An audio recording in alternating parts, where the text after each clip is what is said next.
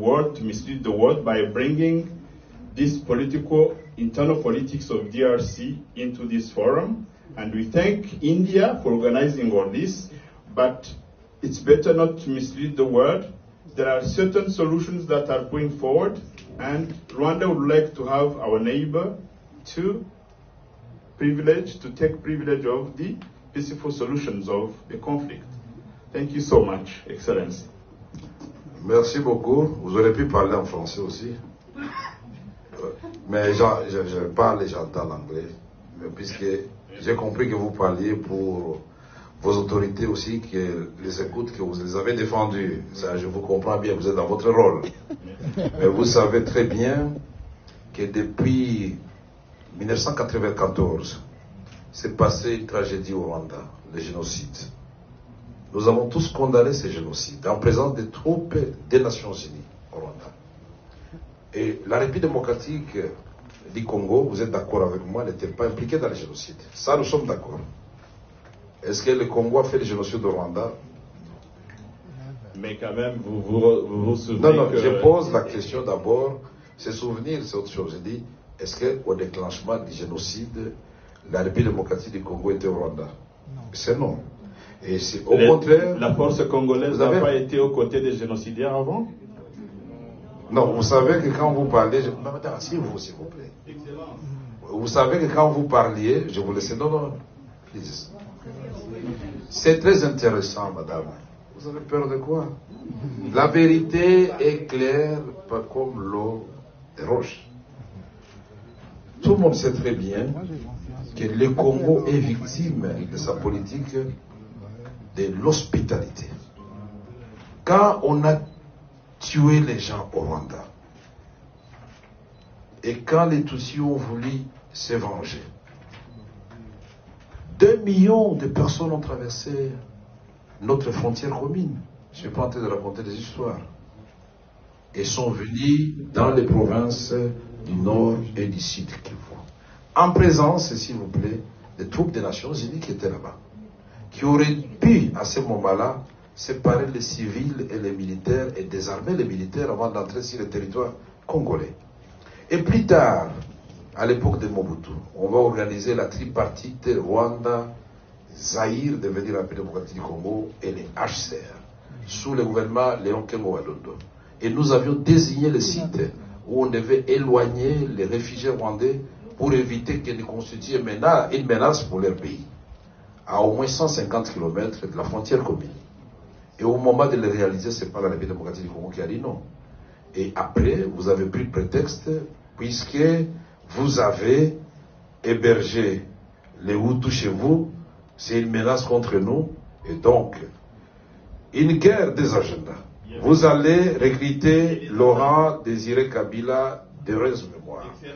Laissez-moi terminer, vous avez parlé, ça c'est la technique de chez vous, laissez-moi terminer. Il faut savoir écouter, je vous donnerai le temps, vous allez parler. Si vous n'avez pas peur de la vérité, laissez-moi éclairer l'assistance. Je termine, je vous promets, vous aurez la parole encore. Merci, laissez-moi terminer. Alors, vous avez pris prétexte du fait que, soi-disant, une catégorie des Congolais n'était pas suffisamment représentée dans les institutions. Les Banyamulenge, qui sont des Tutsis.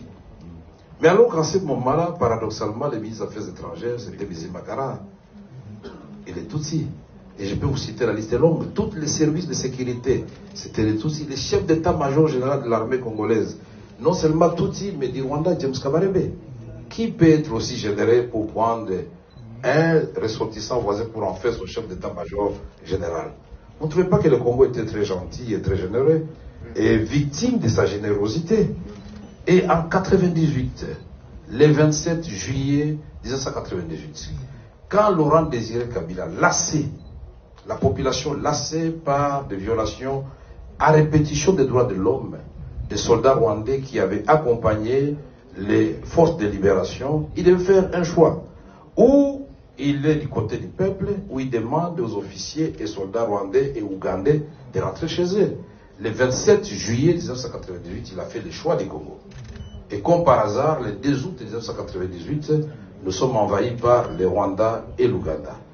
En Arizona, un avion de CAL, compagnie aérienne congolaise, pour aller atterrir à Kitona, prendre le barrage d'Inga, plonger Kinshasa dans le noir, n'eût été l'intervention de toute la SADC, les Zimbabwe, la Namibie et l'Angola, nous serions aujourd'hui peut-être effacés de la carte. Et donc ces troupes sont venues pour rien. Nous avons menti, il n'y avait pas de guerre, il n'y avait pas d'agression, alors qu'il y a eu le sommet de Victoria Falls Day, le 8 août 1998, au Zimbabwe, où on a envoyé des avions de chasse à Kisangani, à Goma, pour vérifier si nous sommes effectivement dans une agression.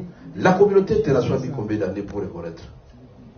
Il y a eu la résolution 1, 2, 3, 4 du Conseil de sécurité, il y a la résolution 15, 300.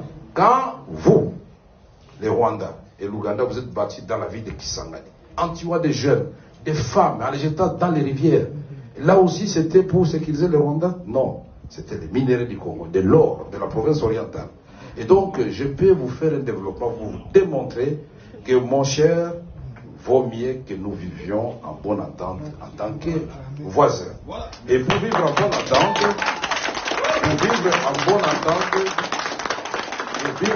entente, nous devons nous dire la vérité. La vérité n'a pas de lieu ni de temps. S'il faut dire la vérité en Inde, à l'occasion de ce conclave, il faut dire la vérité. Et vous voyez que des chocs des idées va jaillir la lumière. Je pense qu'en partant, vous aurez un message pour vos autorités pour dire que les Congolais veulent la paix. Mais qui veut la paix prépare la guerre. Parce qu'ils n'allons pas accepter que vous puissiez nous envahir. Thank you very much. Faisons le développement, ne faisons pas la guerre. Développons la sous-région ensemble. Et pour ce qui se passe maintenant, pour terminer, les M23. On avait commencé d'abord par les RCD Goma, les MLC. Et l'Ouganda soutenait les MLC, les Rwandais soutenaient les RCD, c'est évident. Parce que nous avons eu l'accord de Sun City le 17 novembre 2002, devant tous les chefs d'État africains et la communauté internationale européenne. On a signé un accord qui nous a donné, dit laissez là-bas. Laissez-les, Bouchiri. Mais pourquoi vous êtes Bouchiri? Vous êtes agité pourquoi? Laissez, nous sommes dans le cadre de vigilant de la vérité. Vous avez peur de quoi? La vérité de notre côté, il ne faut pas avoir peur. Vous m'étonnez parfois. C'est l'occasion que le monde entier sache ce qui se passe à l'est de la République démocratique du Congo. J'ai dit, ce groupe que vous avez supporté, portait le nom de RCD et MLC. Et par la suite, comme une génération spontanée, ont donné naissance au CNDP, au SNDKML, au SD national. Et puis finalement, le CNDP mis en déroute par la brigade internationale devient, après les élections de 2011, le M23. Et on arrête Bosco Ntaganda, Nkunda Fui, il est où? Il est au Rwanda. Et tout ça, donc, c'est des mensonges. Et finalement, après les élections de 2018, l'élection de Félix Tshisekedi, après 2 ans, on apprend que non, le M23 n'était pas totalement mort. Il vient de renaître de l'Ouganda et du Rwanda. C'est une rébellion congolaise. Une rébellion congolaise. Et donc, le M23 est là, vous le reconnaissez. Alors, je voudrais terminer en disant ceci. En vous regardant dans les yeux, mon frère et cher voisin. 1. Ce n'est pas Félix Tshisekedi ni les Congolais qui avaient dit que le Rwanda était en République démocratique du Congo. Le premier. C'est le rapport des experts des Nations Unies qui a certifié de la présence des troupes rwandaises. 2. Le monde entier vous conseille de vous retirer de la République démocratique du Congo réellement. Et nous allons, retirez-vous. Et moi, j'ai fait. Moi qui vous parle, j'ai suivi que le manager de Mahindra vous avait dit que je suis un faiseur de paix. Effectivement, au mois de septembre, j'ai terminé le 27 septembre 2022, j'ai fait la tournée de toutes les zones de guerre de la République démocratique du Congo, y compris Bunagana, Rutshuru et partout là-bas. Et nous vous avons proposé un plan de paix et non un plan de guerre. Et si vous ne voulez pas reconnaître que vous nous avez agressé, si vous avez pas agressé, donc le diagnostic, s'il est déjà biaisé dès le départ, on ne trouvera pas la thérapeutique. Soyons panafricanistes, comme vous l'avez dit, l'Afrique doit aimer l'Afrique. Le Rwanda, géographiquement, Et sur le plan historique, personne ne va le déplacer. La République démocratique du Congo, géographiquement, demeurera jusqu'à la fin du temps le voisin du Rwanda. Alors, d'après vous, quel est le modèle qui peut nous inspirer? C'est le modèle de la France et de l'Allemagne. Ils se sont fait la guerre pendant longtemps. Aujourd'hui, ils sont devenus des complices dans le cadre de l'Union européenne. Vous ne voulez pas ça, vous continuez à dire que vous n'êtes pas chez nous. Mais comment vous allez, attention, à force de nous faire la guerre, regardez-moi s'il vous plaît mon frère, à force de nous faire la guerre, vous êtes en train de nous apprendre l'art de la guerre.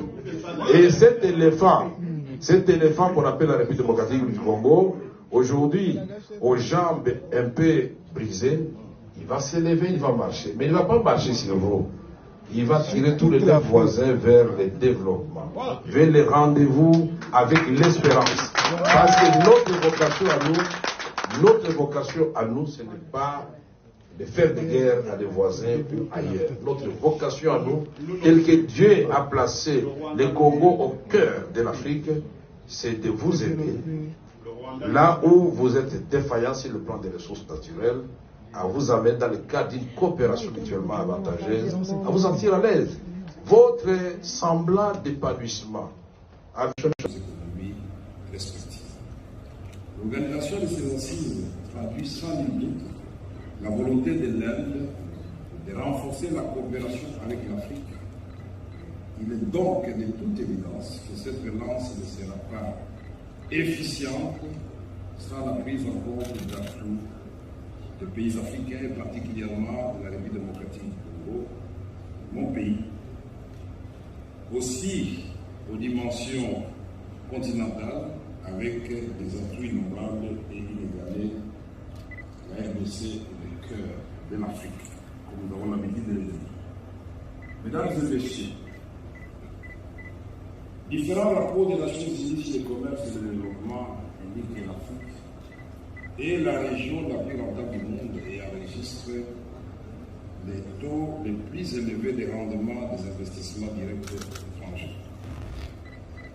L'Afrique a des perspectives de croissance économique qui comptent parmi les plus prometteuses au monde.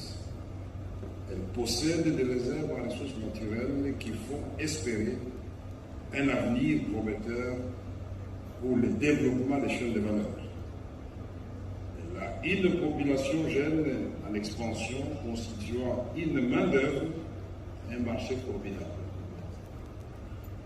Elle entreprend différentes réformes qui tendent aujourd'hui à réduire le niveau des risques jadis élevés. Mesdames et messieurs, en cite des opportunités du continent africain, la République démocratique du Congo, grâce à sa forêt, deuxième poumon de l'humanité, ses ressources minières, notamment le cobalt, le lithium et le cuivre, ainsi qu'à son potentiel hydroélectrique, estimé à 100 000 MW, apparaît comme d'aucuns l'appellent l'espoir de l'humanité.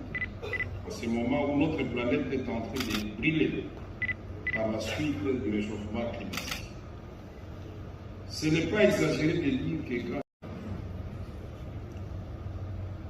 convaincu que la croissance économique est tributaire du développement des infrastructures de communication et de l'énergie, je vous annonce également que mon pays projette la construction dans un premier temps de chemin de fer à écartement standard, long de plus ou moins 2500 km linéaires, qui partira du port en eau profonde de Banana en construction sur l'océan Atlantique jusqu'à Ouvira à l'est du pays en vue de se connecter à Dar es Salaam sur l'océan Indien via Gitega au Burundi. Le dragage et le balisage du fleuve Congo est un boulevard naturel de plus de 4000 km et de tous ses affluents navigables afin de faciliter le transport intérieur. La réhabilitation de la voie ferrée existante, la construction et la réhabilitation des routes d'intérêt national, les investissements dans l'agriculture. Plusieurs chantiers sont donc ouverts. C'est la raison pour laquelle la République démocratique du Congo en appelle au partenariat indien à participer effectivement au financement de ces investissements afin de contribuer à la réalisation des objectifs de l'émergence que ce conclave s'est fixé et qui consiste à créer des synergies pour une croissance partagée.